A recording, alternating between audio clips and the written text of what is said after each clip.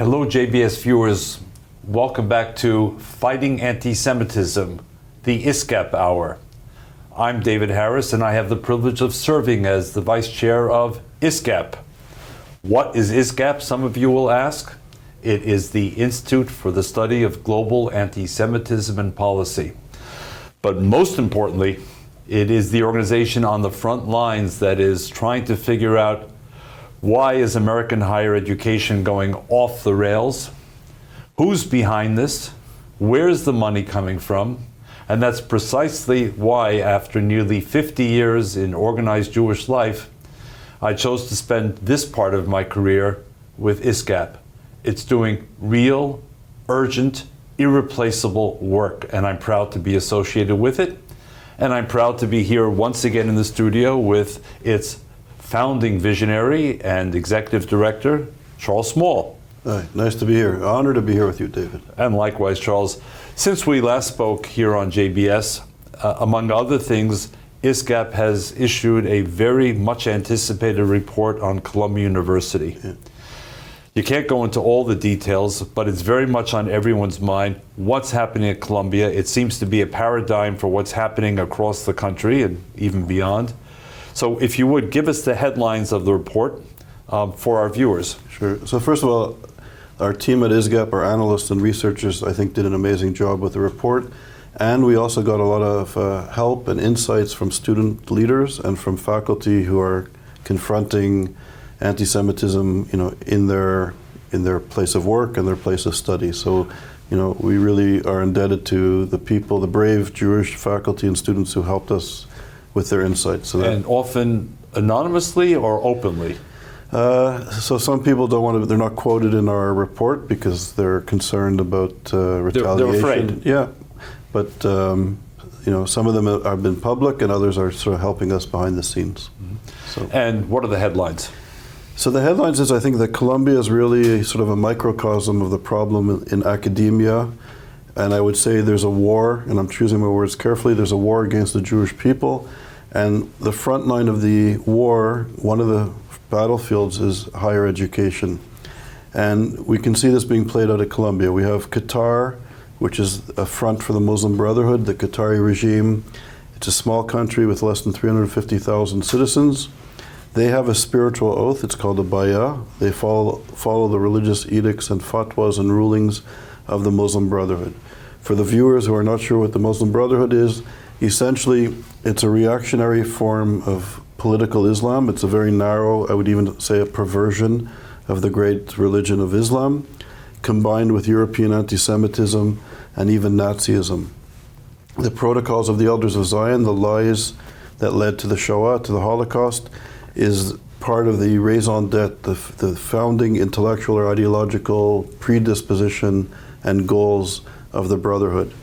Its spiritual leader, Yosef Kaudawi, always preached that the true believer or the true Muslim is obligated to finish the work of Hitler. So Qatar, which is connected ideologically and politically to this twisted reactionary view of Islam, funds higher education in the United States. We estimate, at very least tens of billions of dollars. Tens of billions. With a B, billions, if not more, have been funneled into higher education for the last several decades, funding professorships, research centers, journals. So it dehumanizes, demonizes, and delegitimizes Israel, Jewish peoplehood, and Zionism.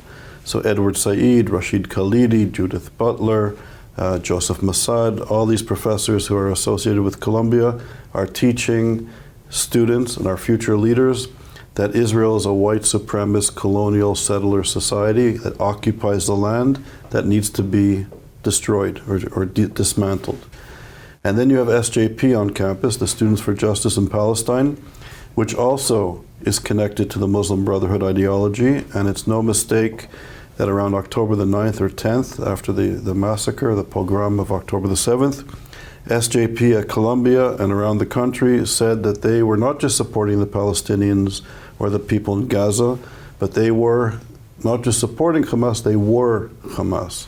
So they are, and Hamas is the Muslim Brotherhood, also supported by Qatar in the kinetic warfare. So Qatar is funding the military warfare, and they're also funding the propaganda warfare.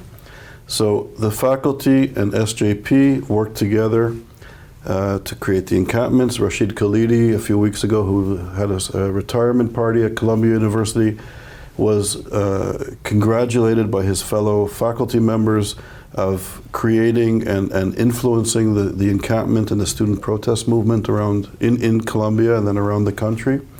So this was a concerted effort by a former Minister of Information for the PLO. So the encampment was supported intellectually by the professors and politically by SJP that supports Hamas. And we know, and it's outlined in our report, that the environment for faculty and students was so horrible that the university allowed classes to take place online because it was not safe physically for faculty members and students to go to class at one of the best universities in the world and one of the best universities in the United States of America, the freest, most democratic country in the world. Jewish students were targeted physically by SJP and these students, and intellectually they were targeted and socially for decades. And we put up with this for decades, and we put up with this delegitimization of the intellectual environment for decades, and this is the result.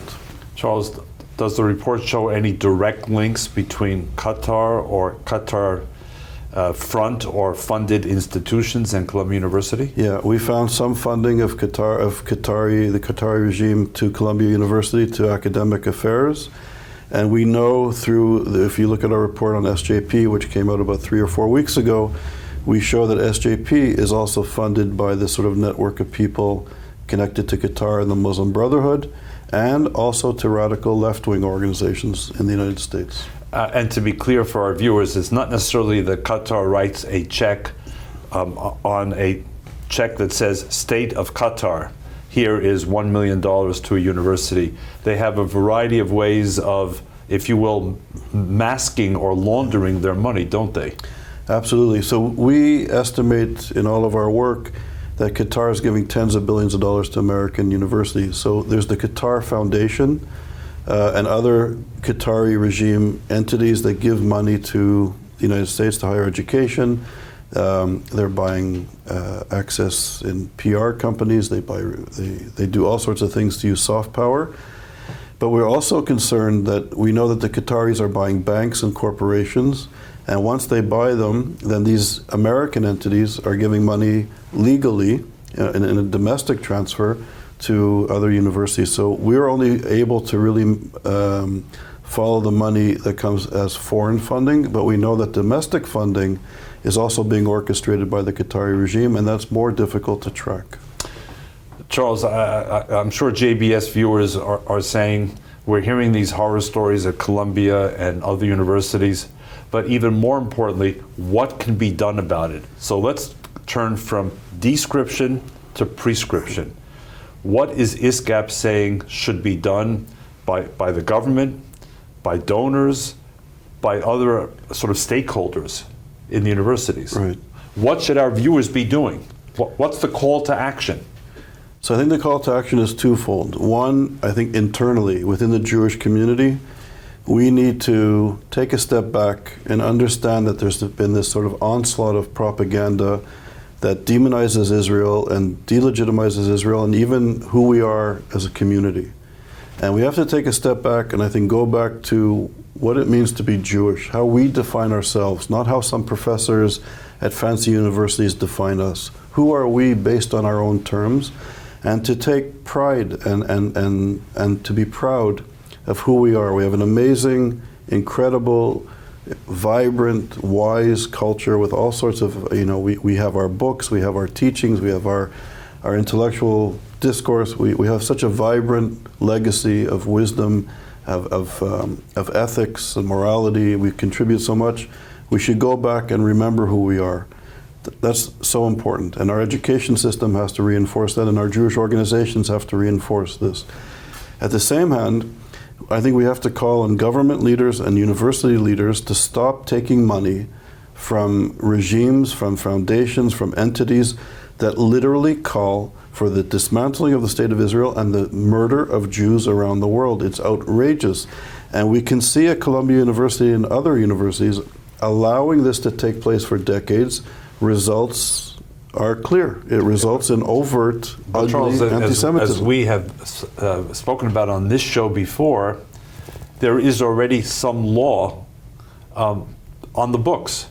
Is the government adhering to the law, enforcing the law, or ignoring the law?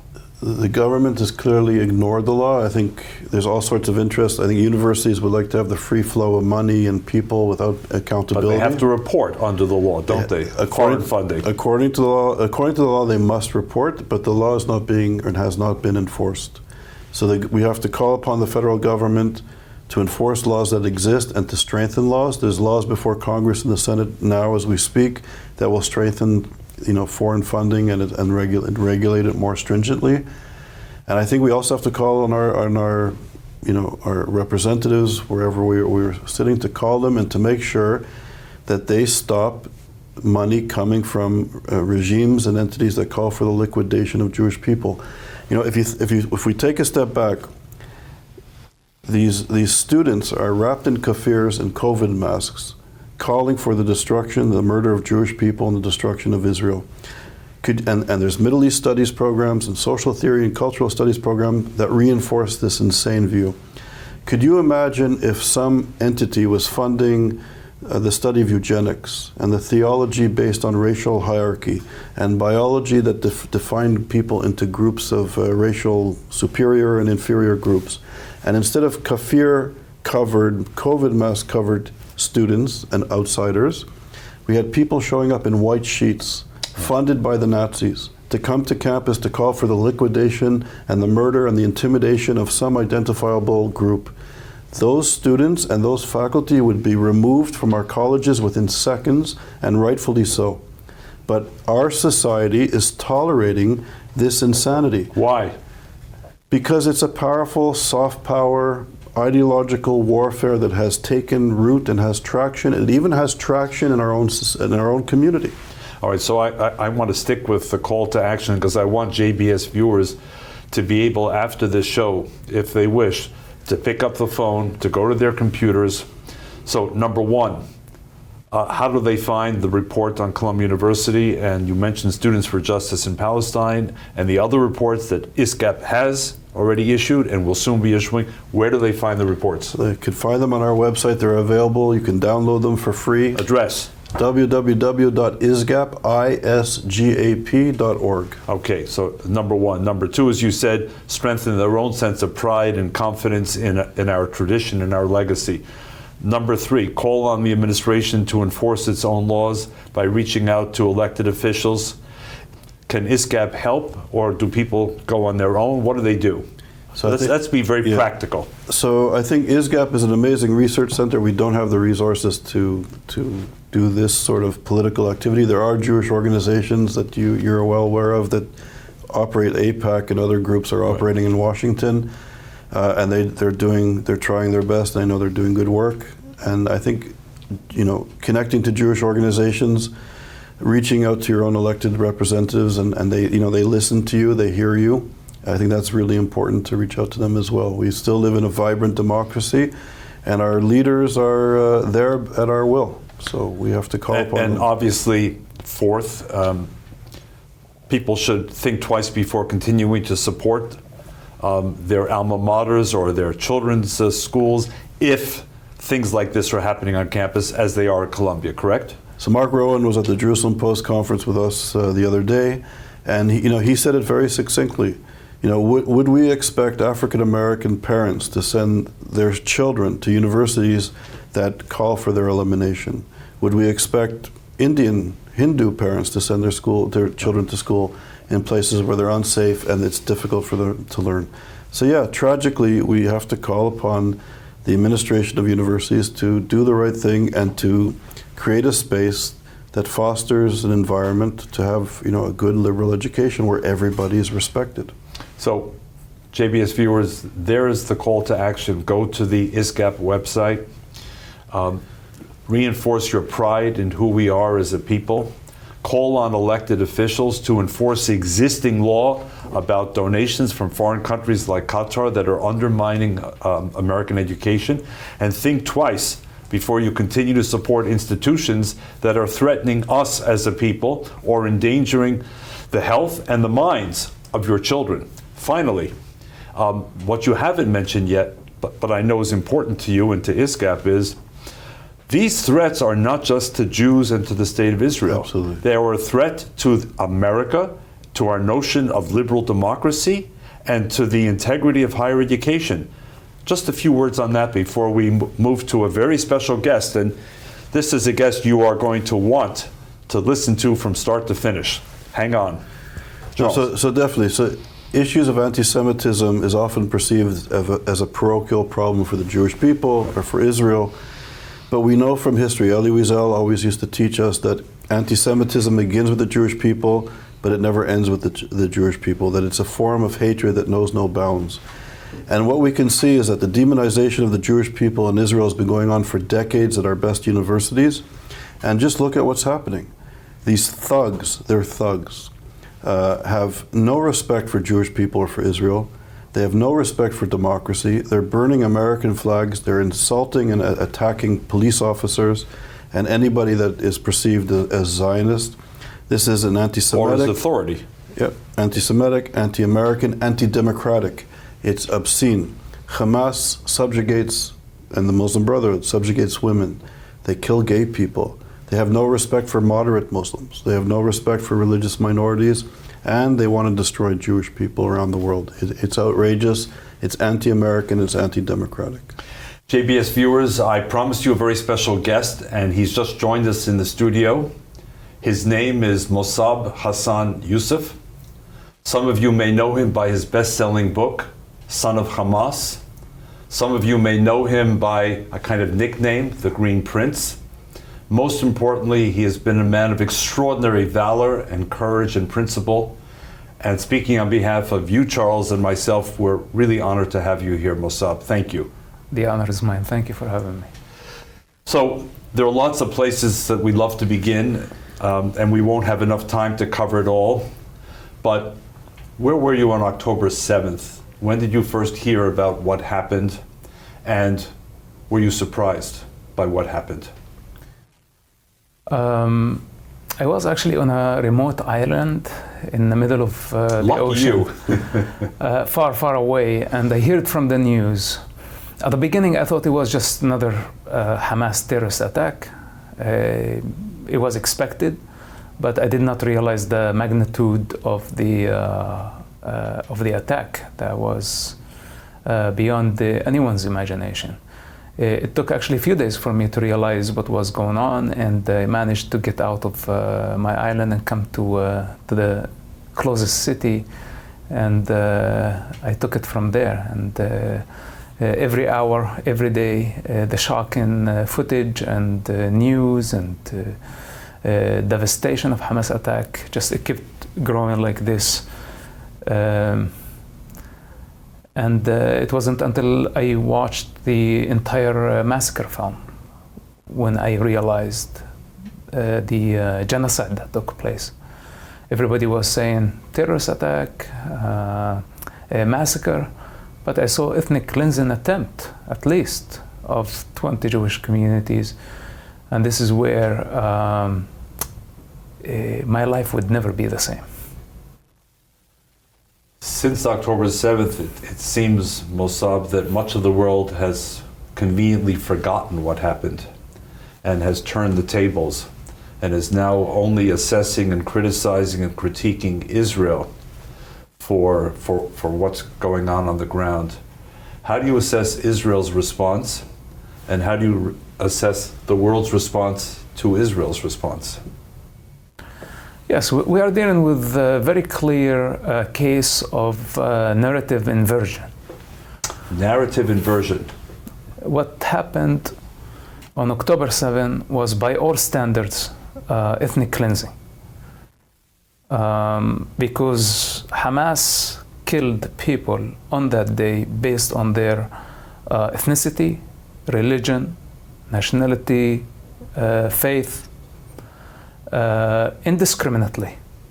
In fact, they did not only kill, but they destroyed buildings, they burnt trees, they raped women, they beheaded children, they kidnapped infants, elders.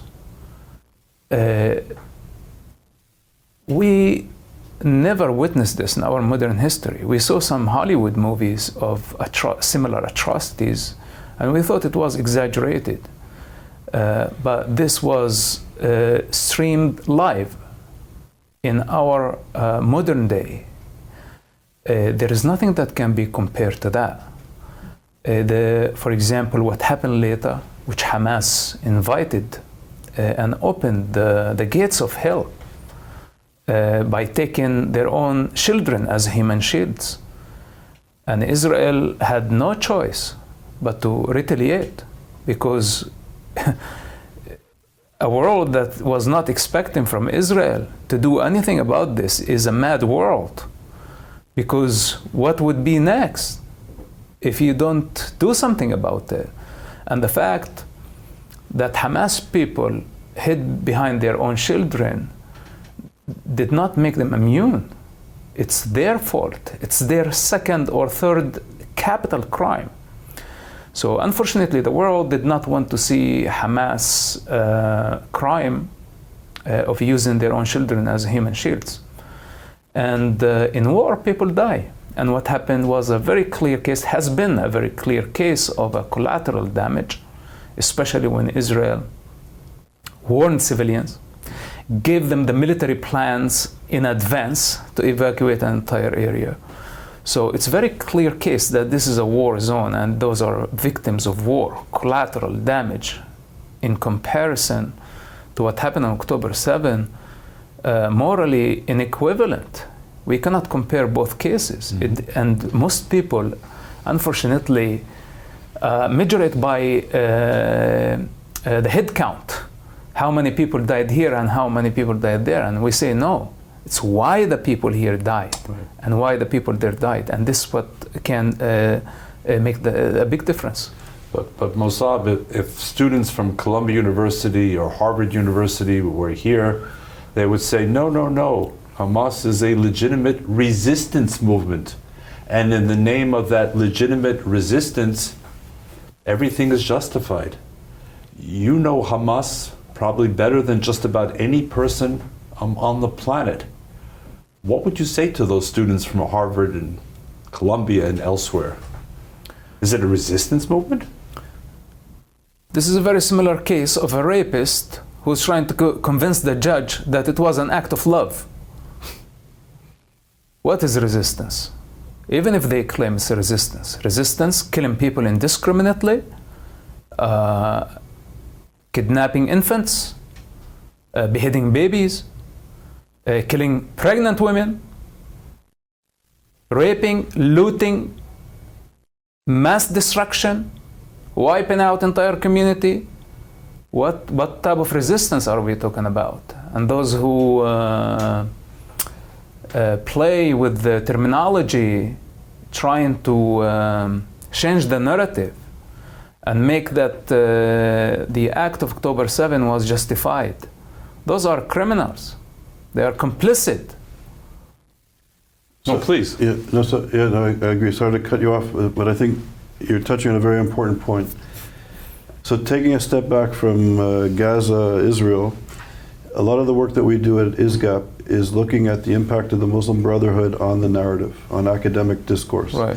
And we've uncovered that Qatar, which has a bay'ah, a spiritual oath to the Muslim Brotherhood, is funding American universities all over the world, and we've uncovered tens of billions of dollars from Qatar, which is connected to the Muslim Brotherhood, which is changing the discourse, which is demonizing Israel and the Jewish people, and also, in a way, glorifying Hamas and any Muslim Brotherhood related entity.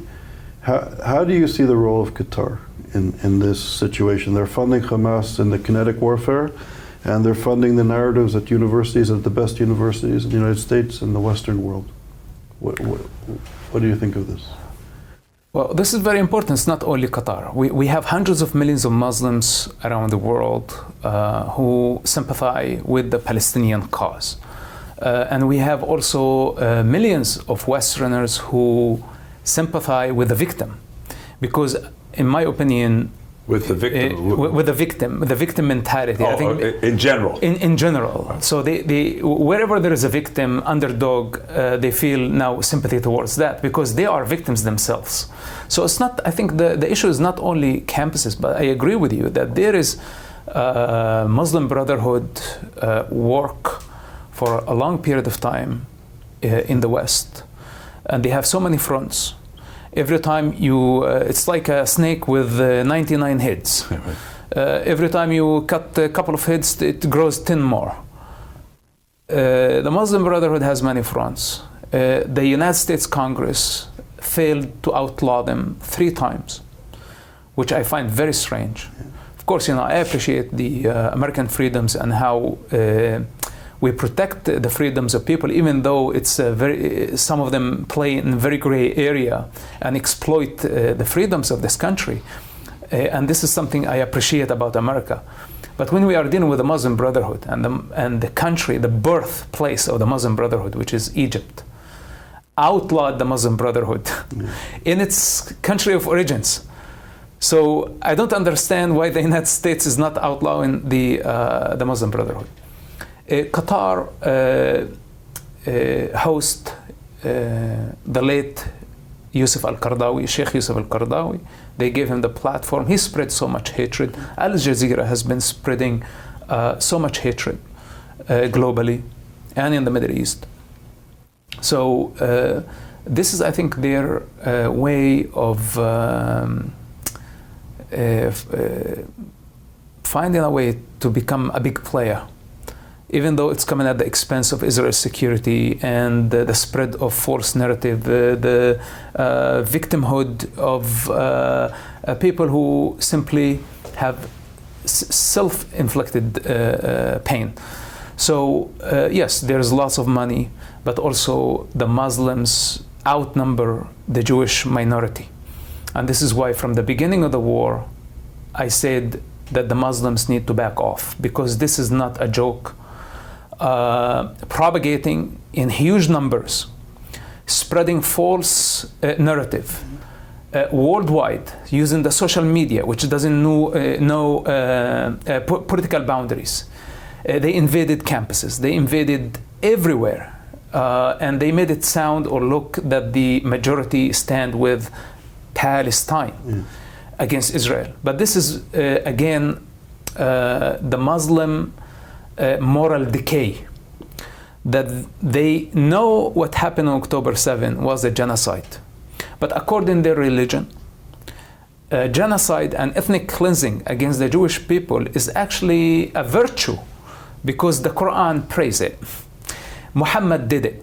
Supposedly, I don't know if Muhammad ever existed, but according to their historians, Ibn Hisham and Ibn Ishaq, in both, these are the two main narratives of the life of Muhammad, there is Jewish ethnic cleansing in the Arab Peninsula. So if Muhammad did that to the Jewish people, the Muslims are waiting for the end time, where the stone and the tree and other objects are going to tell the Muslims there is a Jew hiding behind me, right. Come and kill him. Yeah. This is a very deep level of human delusion. And when we take basically finances, oil money, gas money, political power, a majority of people, and the misinformed Westerners, then add to that collateral damage of what's supposed to be a superpower of the region against refugee camps. This is the recipe for a disaster. So Mosab, and there are many questions that emerge from what you just said, but one of them is, what you say is so clear, and yet in Washington it's not so clear. Why does the U.S. government continue to look at Qatar favorably? Why does the U.S. government not, in fact, ban the Muslim Brotherhood? As you said 3 times, it failed. What's going on that prevents these things from happening in Washington? Is it a blind spot? Is it something else? Well, I think any government compromises to a certain degree in the diplomatic relation to other countries, especially in a region that is conflicted, and they are looking for a mediator. They're looking for a force that can talk to Hamas and Israel at the same time, a mediator, a middleman, and I don't know what else they have to compromise. I lie to you if I tell you I know everything that the US government is doing, but it's very clear that the United States compromised fundamental principles when the US president proposed and invite savages like Hamas, terrorists. That is a movement designated as a terrorist organization according to American law. And simply, I don't want to say beg them, but ask them to come to the negotiating table and take the deal. So when we have the head of the greatest democracy on earth begging for negotiations from terrorists who actually are turning him down, it's very humiliating. It's breaking all the protocols of democracies, and most importantly, changing the fundamental principles of no negotiating with terrorists. So building on what you just said, you had 5 minutes alone with President Biden. Now, putting aside partisanship, Democrats, Republicans, you had 5 minutes alone. You have this unique story of understanding the Middle East. You come out of a Hamas father. What would you suggest or urge the United States of America to do today? Now, as policy, what? Look, first of all, I don't understand all the files on the table, because when the president is there, he has so many things that he needs to take in consideration. So this is something... Fair enough. Yes, so I cannot tell the president what to do, but in a situation where we have a genocide committed against a religious minority that suffered a Holocaust in the past, that there has been continuous attempts to annihilate this ancient, one-of-a-kind religious minority that we don't have actually like this at all. Many ethnic groups perished, and the Jewish people, through resilience, defied time, so many atrocities, and they survived in a small minority that is contributing so much to life. And I see the struggle, and I see the enemy out for blood. So, well, I have to drop my interest right now, because this is now priority. Because if we don't finish Hamas and Iran and Hezbollah simultaneously, it is going to be the birth of a savage empire that actually will backfire, and the United States eventually will pay the price. Because in fact, what we are witnessing right now, the tolerant message of the United States president, and by the way, this started also by the Obama administration and his Cairo speech, that actually sent the whole region in flames. For our viewers, if we may pause, the Cairo speech was at Al-Azhar. It was in 2009?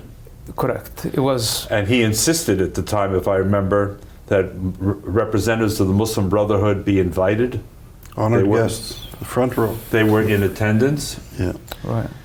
And that was the beginning of some missteps, shall we say.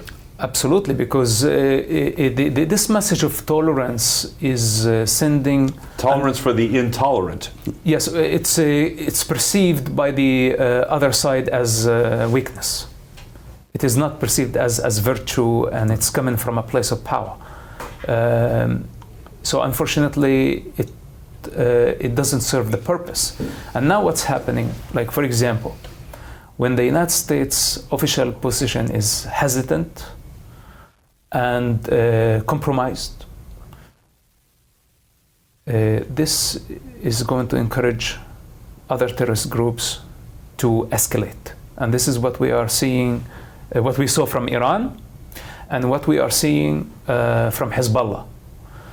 If the United States from day one, like the adequate response, and I said this the first week of the war, and I actually said this to the President Biden. Oh, you did? I said this. Okay. I have it, and it was from the early beginning.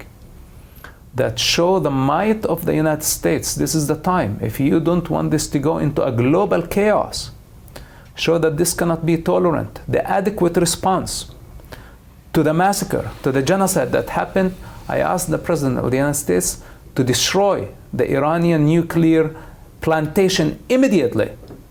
But we know the answer because it hasn't happened. Here we are, and did the war end? The war got worse, and now we are at the verge of global chaos. Please. So apropos of Iran, so do you think it was a coincidence that October 7th happened when it seemed as if Israel, Saudi Arabia, and other Sunni countries were on the verge of making peace? Do you think this was an attempt by Iran and its axis of evil, Hezbollah and Hamas, to derail the peace process? Do you think they're connected? Of course there is connection, because Hamas, Iran, Hezbollah thrive in chaos. Yeah. And if there was a peace process between the superpowers of the region, and that was Saudi Arabia and Israel, of course to their side Egypt as the biggest Arab country, plus the Arab Emirates, that's it. The Iranian rule is over. So in Gaza, in the Palestinian society, are there people who are sick and tired of Hamas? Are there people wanting a change, but they can't express themselves? Do you have friends, allies that reach out to you that quietly maybe because of the situation? Do you have a sense that there's opposition to this leadership? Look, Hamas has opposition in Gaza, and because they oppressed their rival parties. But this is a small minority. The vast majority of Gazans up to October 7 and on the day of October 7 were supportive of Hamas. If I tell you otherwise, I lie to you. Even though they don't like Hamas' iron grip, the question is not how many Gazans support Hamas, because this is very hard to find the statistics, but I guarantee you that the vast majority of Gazans agree on the destruction of Israel. And this is where I am certain. And I think whether if they want Hamas to do the job, or Islamic Jihad to do the job, or the Public Front, or the Palestinian Authority, this revenge mentality, the tribal bloodlust that coming from the 7th century Arabia. Tribes would go in those cycles of revenge and retaliation for eternity until they annihilate their opponent or get annihilated. And this is the mentality of the people we are dealing with. So it's not how many Hamas. Also, does the Palestinian Authority want Israel to exist? And who is launching this global assault against Israel? Prior to October 7 and after October 7. 10 years, the Palestinian Authority has been funding the BDS to delegitimize Israel, to incite against the Jewish people, to portray Israel as an apartheid state. It was never about Palestine. For them, the entire anything Palestine affiliated is a hostile in a way or another to the existence of the state of Israel. And this is how they make fortune out of it. This is how they gain power. This is their game. One quick point, I saw the former Prime Minister Bennett of Israel was on television 2 days ago, and he was saying after the defeat of Hamas that he would like to see Israel, Saudi Arabia, the Emirates, and maybe Egypt take control of Gaza and do re-education and change the school system and try to get the population away from jihadist ideology. Do you think that's feasible if all these powers came to try and change the culture, the ideology of Gaza? Look, it's too early to talk about peace arrangement because we are still in the midst of this war. We don't know what's going to happen on the northern front. It's escalating. Yeah. And this could lead to the destruction of southern Beirut, could lead to Lebanon invasion. We don't know the bill of this war yet. So how can we talk about peace if we don't know the actual price of this war? But I wish I could argue with you. in my opinion, that the whole Abraham Accord has been compromised as well. Because in diplomacy, people cannot ignore the public opinion, and in the public opinion in the Middle East is raging against Israel in this moment. So many Arab countries, even though they don't like Hamas, and they want Hamas actually gone, and that includes Saudi Arabia, but they still cannot make a public move yet. I think there is some arrangement that Saudi Arabia and the Arab Emirates want to take part in rebuilding Gaza and sending a force. But I'm not sure that this is ideal. I like the idea of their partnership much better than Qatar. If I had to choose between Saudi Arabia and Qatar, I would definitely choose Saudi Arabia.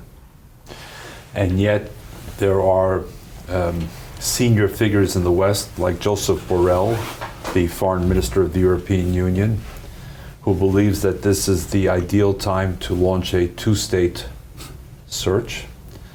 You have 3 European countries in the last couple of weeks, Spain, Ireland, and Norway, that thought this is the perfect time to unilaterally recognize a non-existent Palestinian state as a sovereign state.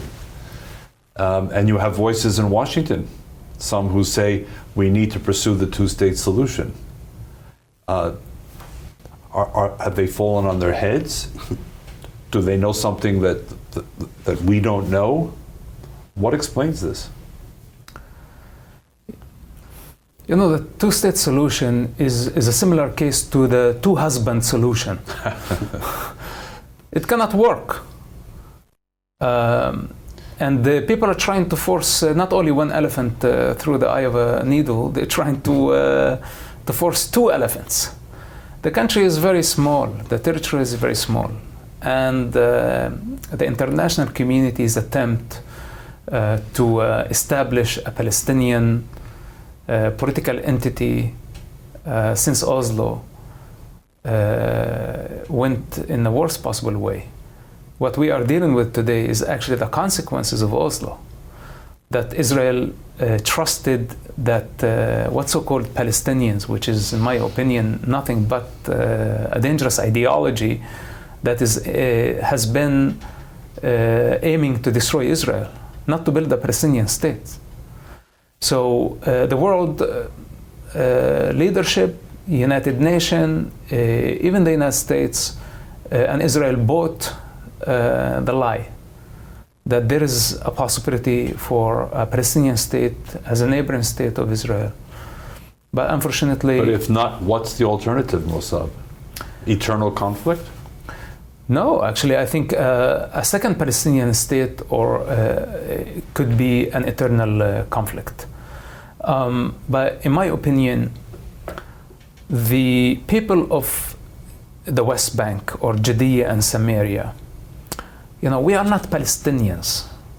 The children who are born there are not Palestinians. When I was born with a Jordanian birth certificate. Our ethnicity, Arabians, even though we may not even qualify to that, because we are mixed. But let's say respectfully that we are Arabs. And Palestinian is a political ideology that was of a strange combination made by the Muslim Brotherhood, the KGB, the Romans, the British mandate, and somehow Yasser Arafat adapted this ideology, and the ideology is like a snowball, just kept developing into this very strange entity that has in it the Islamist, the communist, the all type of strange ideologies, not even one thing. And all of it is aiming at the destruction of Israel, or at least, those who say the Palestinian Authority does not want to destroy Israel. Then I say, what does it mean actually to go on a global assault, delegitimizing Israel systematically for many, many years? Right. What does that mean? What it means to, in principle, delegitimize Israel, this is the first step. And so the Palestinian Authority, under the umbrella of Palestine, is doing this type of terrorism. And Hamas, under the umbrella of Palestine, is doing committing genocide against the Jewish people.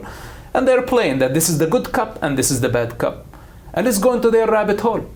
And what I say, no, let's get to the surface. Tell me, what makes you a Palestinian? Define Palestine. And this has been my work for the past few months, that I want to take it to square one. We must define Palestine. If Palestine is not a nation or ethnic group, if it's only an ideology, then we need to understand your constitution. What do you stand for? What do you want? Is your objective to build a Palestinian state, or your objective to destroy the state of Israel? Because as long as the various Palestinian groups conflicted among each other, that one party want this and one party want the opposite extreme, then how can we figure them out? How can we negotiate with them? Because they don't have a legitimate leadership that agree on national agenda. Plus, they don't have a nation. It's not a nation. It's political gangs and tribes that extremely conflicted. So with that said, when people come and try to force a Palestinian state, who is going to rule that state? Who's going to be in charge of it? And are they accountable leadership to their people? Are they responsible? Or tomorrow they are going to use their own children as human shields again? If they cannot be trusted with their own children, how can I trust them with statehood? Up to this point, they just proved to be irresponsible gamblers who gambled with children's blood. So in this type of chaos, I come to a stable, developed democracy and threaten them with a boycott, sanctions, if they don't accept this impossible reality. So they are pushing Israel to the corner again, because this is not a matter of Palestinian sovereign state as much as it's a matter of existential threat to the state of Israel. That's the two-state solution. So based on what you said, for many years at ISGAP, our research center, we've been warning that anti-Semitism and the dehumanization of Israel, the Jewish people, of Zionism, of democratic principles, was reaching a very dangerous level. And people really didn't pay attention to us. They thought we were extreme or crying wolf. But after October the 7th, I think the Jewish community is in shock, especially in the United States. They knew there was anti-Semitism in the Middle East. They knew in Europe things were getting difficult. But people perceive the United States to be somehow different and disconnected from the world. What would be your message? We have a predominantly Jewish audience. What's your message to American Jews? What do you think they should be aware of post-October the 7th with this sort of onslaught of anti-Semitism in the United States, in our best universities, in our media? What do you tell a community that I think is it's in shock since October the 7th? What would be your message or your advice to them? Look, there are also different views within the Jewish community, but I think everybody agrees that there is anti-Semitism and there is existential threat at the moment. Now, I think the different views is how to approach the conflict, and many people, they think we are still at the stage of explaining. And this is where I disagree with the liberal Jews in the United States and say, guys, we are at war, and this is a very serious war. And why I say we are at war, because my life is in danger.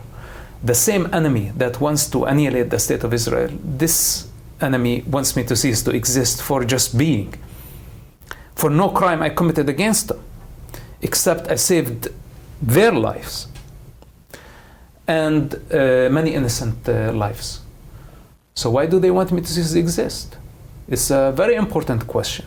And if they keep pushing that, we have no choice but to fight. So when we are at war, in my opinion, we must fight. We must fight the good fight. And I understand many of the liberal Jews, they don't want to open a global front with the Muslim world, with the Americans, but hey, if this is the reality, if this is what we are facing, then we bring the truth forward. That's your existence, that's my existence, that's the future of the entire region. So being truthful is a lot better than being a hypocrite or being afraid. Being fearless. I understand that we are outnumbered, because again, when we have hundreds of millions of people posting material, propaganda, it becomes the reality of so many uninformed people. So, my opinion, we need to shift our strategy from defense to offense until at least the end of this war. Then after that, we can explain the chain of events that brought us there. And I think the artists, the filmmakers, everybody can do their role. But now we are at war. And when we are at war, I think we must fight the good fight. But Mosab, some of those Jews that you're talking about, and Charles and I know a number of people who think like you described, if they were sitting here would say, but if only we had a different government in Israel, maybe things would look different, number one. Number two, you're painting, they would say to you, respectfully, you're painting with a broad brush. There are peaceful elements in the Muslim world that we can work with, that reach out to us. And number three, if only Israel had done more for the Palestinians in the past, we wouldn't be at this point. I've heard those arguments, Charles, you have countless times, hundreds, thousands of times. Would anything have been different if there had been, for example, a left of center Prime Minister of Israel on October 7th? Would anything have been different if Israel had made more concessions earlier than it has? What's your message to us and to them? Well, the leftists in Israel were killed and kidnapped on October 7th. Those were the residents of the kibbutz. They didn't get a pass. Yes, the Hamas did not have mercy on them. And I think the desperate attempt to blame somebody in the middle of an ugly war. This is an ugly war, and no democracy ever dealt with a situation like this.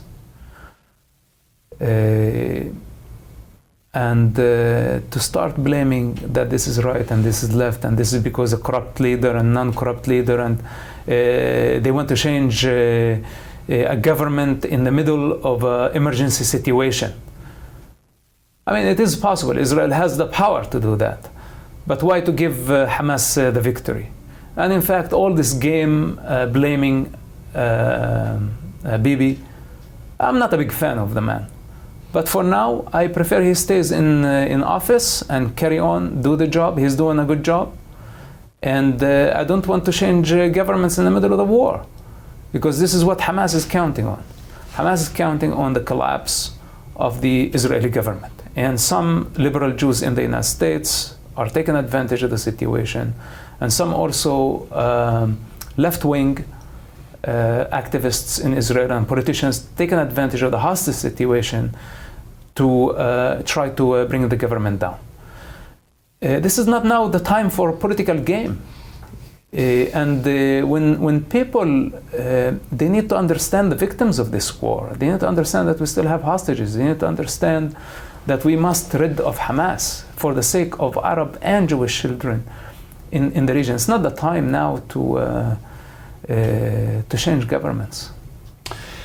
Unfortunately, we have just 1 or 2 minutes left, but though it's a big question, maybe you have a short answer for it. Yeah. Again, there are those in the Jewish world and elsewhere who say, but there was never a Holocaust, European-style Holocaust in the Arab world.